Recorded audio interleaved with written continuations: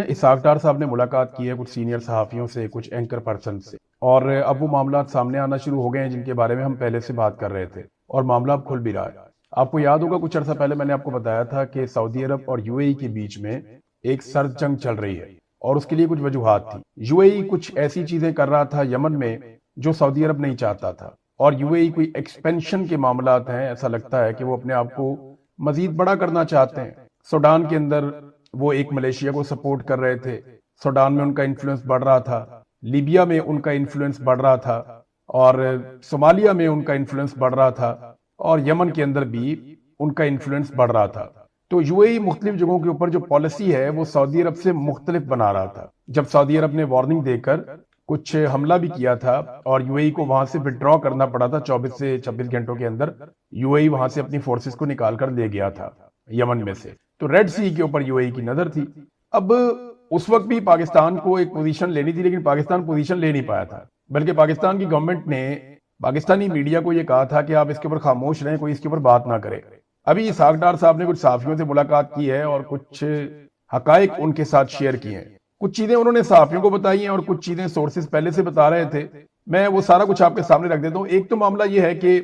You اے ای نے پاکستان کے اوپر بہت دباؤ ڈالا ہوا ہے، اور یو اے ای کو ایک بات کا پرابلم یہ بھی ہے کہ سعودی عرب اور یو اے ای کے معاملات میں پاکستان نے یو اے ای کا اتنا ساتھ نہیں دیا۔ دوسری بات یہ ہے کہ جس نے آپ کو پیسہ دیا ہوا ہوتا ہے وہ توقع کرتا ہے کہ آپ اس کی خوشامد ہر جگہ پہ باقیوں سے زیادہ کریں گے۔ پھر ابھی موجودہ حالات میں یو اے ای پاکستان پہ دباؤ مسلسل بڑھا رہا تھا ایران کے ساتھ لڑائی کرنے کے لیے، لیکن پاکستان اس دباؤ میں نہیں آ رہا تھا۔ پھر ایک چیز یہ ہے کہ پاکستان نے سعودی عرب کے ساتھ دفاعی معاہدہ کیا، اور یو اے ای کے ساتھ ابھی پاکستان کا کوئی ایسا دفاعی معاہدہ بھی نہیں ہے۔ تو یو اے ای نے پاکستان سے پہلے بھی پیسے واپس مانگے ہیں، وہ بار بار پیسے واپس مانگتا ہے۔ تو پاکستان اب ایک ایسا ملک بن گیا ہے، ہمارا ملٹری رجیم اس طرح کا ہے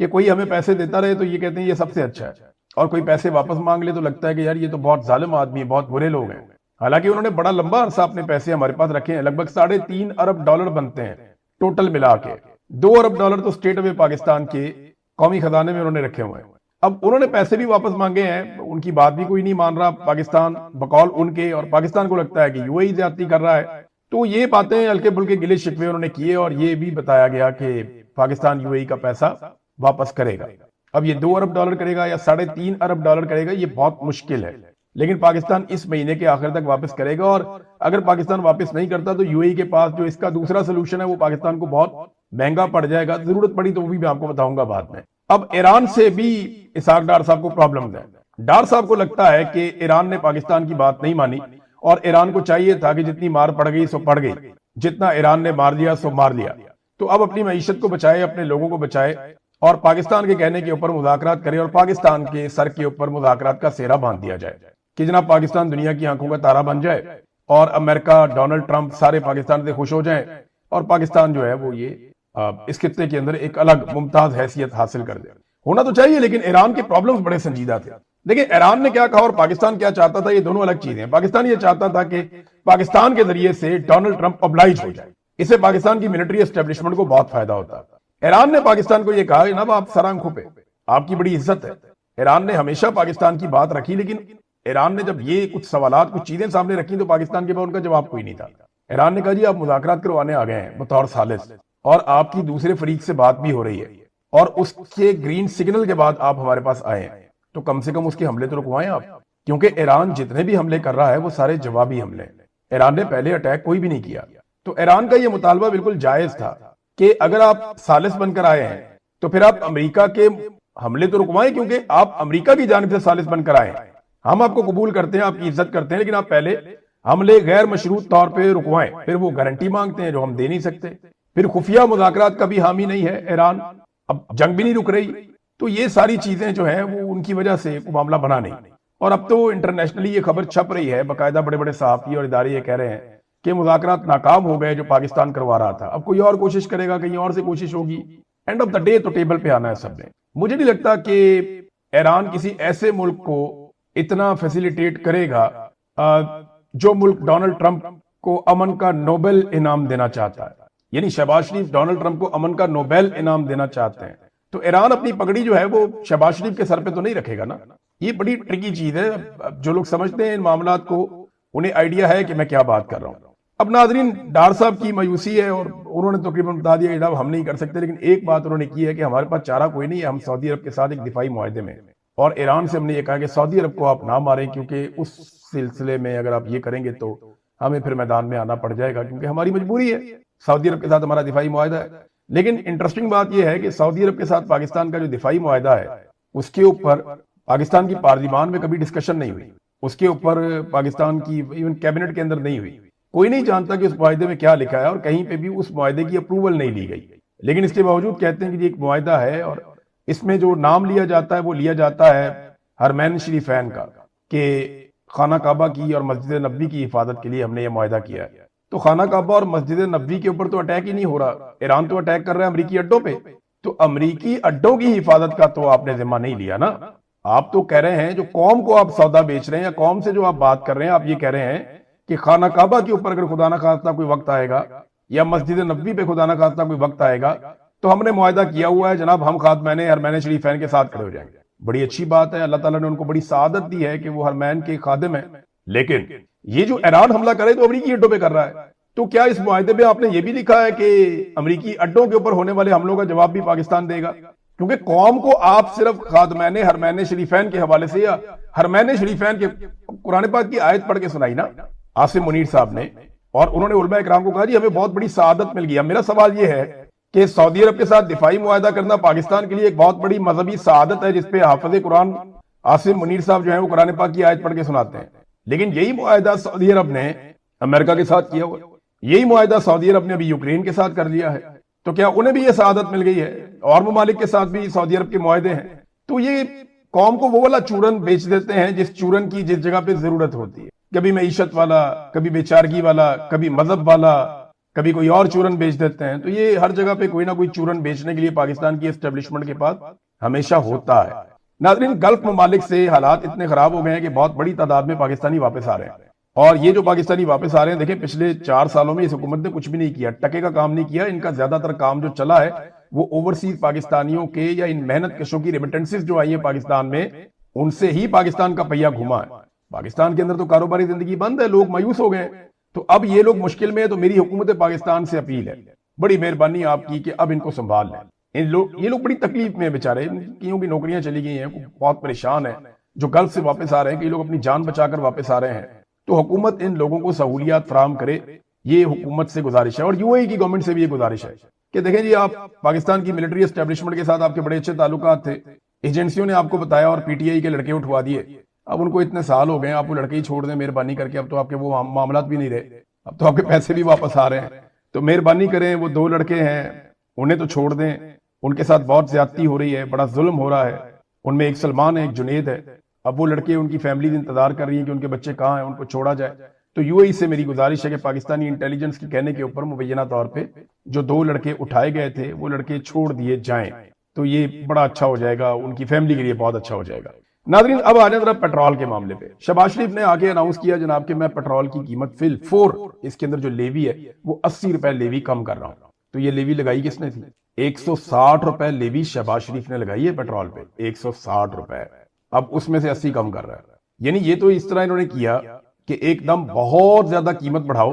پھر تھوڑی سی کم کر کے یہ کہو دیکھو جی ہم آپ کے بارے میں کتنا سوچتے ہیں۔ یہ خبر کو ٹوسٹ کرنے کا طریقہ ہے، یعنی 24 گھنٹے پہلے خبر چل رہی تھی پیٹرول کی قیمتیں بڑھ گئیں، 24 گھنٹے کے بعد ان میں سے کچھ تھوڑا سا کم کر کے اب خبر یہ چلا رہے ہیں پیٹرول کی قیمتیں کم ہو گئیں۔ آج کے اخبارات آپ اٹھا لیں، ان کے اندر ہیڈ لائن جتنی بڑی کل نہیں لگی تھی اس سے بڑی آج لگ جائے گی۔ انہوں نے ابھی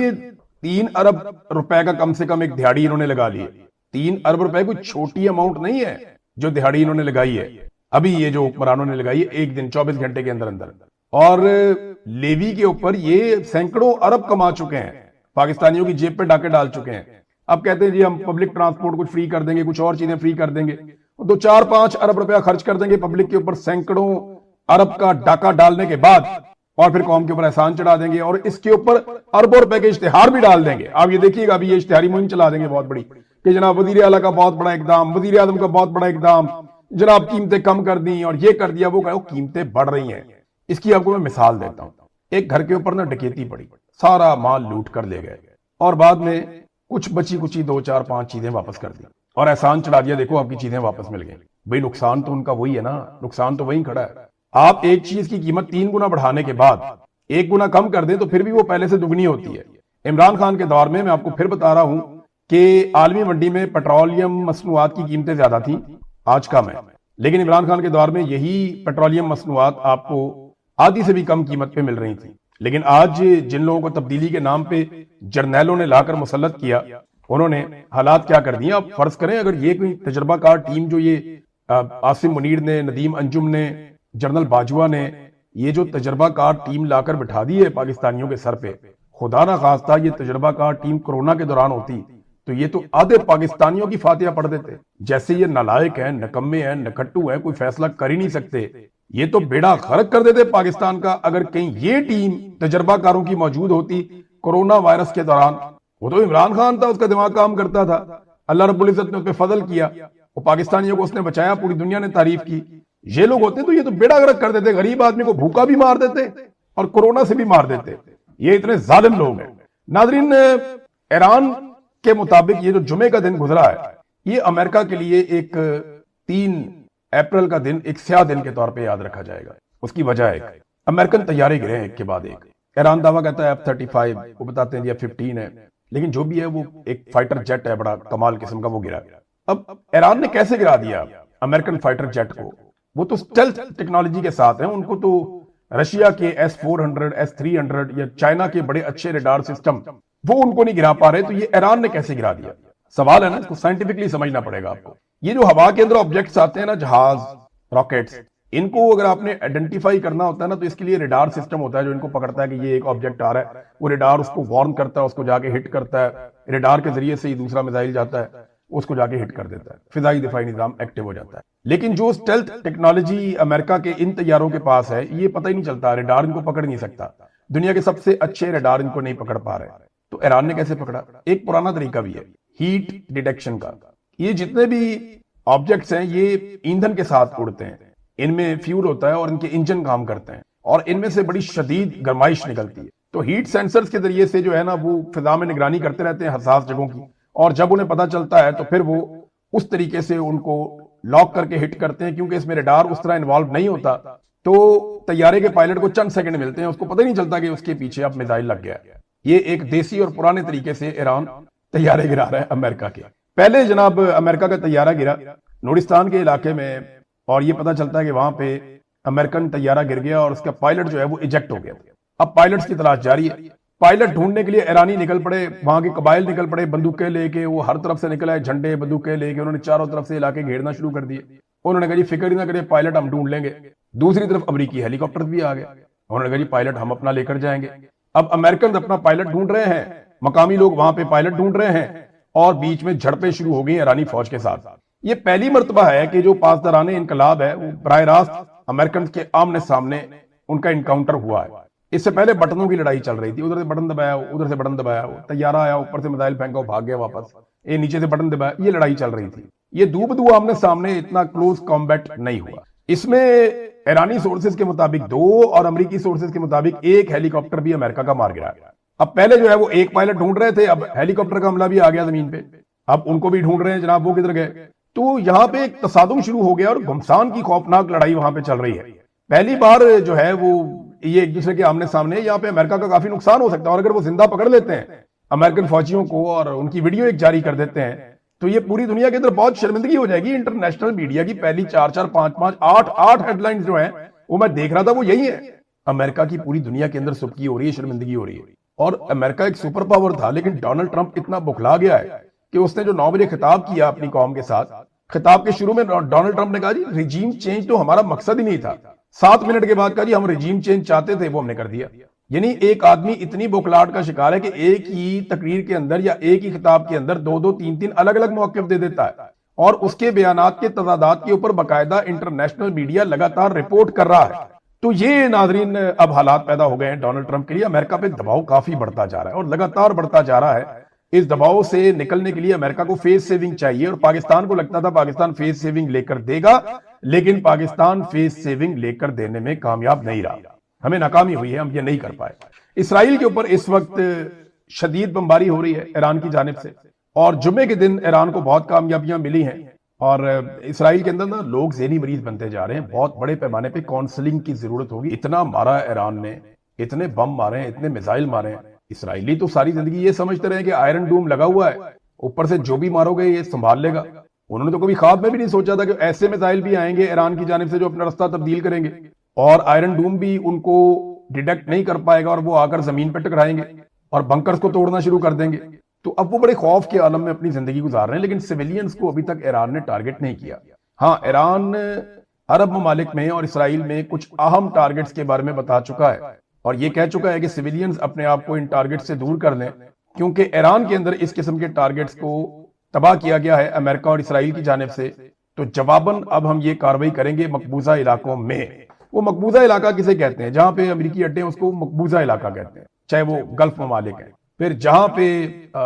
اسرائیل ہے اس کو وہ مقبوضہ علاقہ کہتے ہیں۔ وہ یہ کہتے ہیں اسرائیل نام کا کوئی ملک نہیں ہے، یہ فلسطین ہے اور یہاں پہ قبضہ ہوا ہے۔ تو یہ ناظرین اب تک کی صورتحال ہے، میں نے آپ کے ساتھ شیئر کر لی ہے۔ اسرائیلیوں کو بڑے پیمانے پہ کاؤنسلنگ کی ضرورت پڑے گی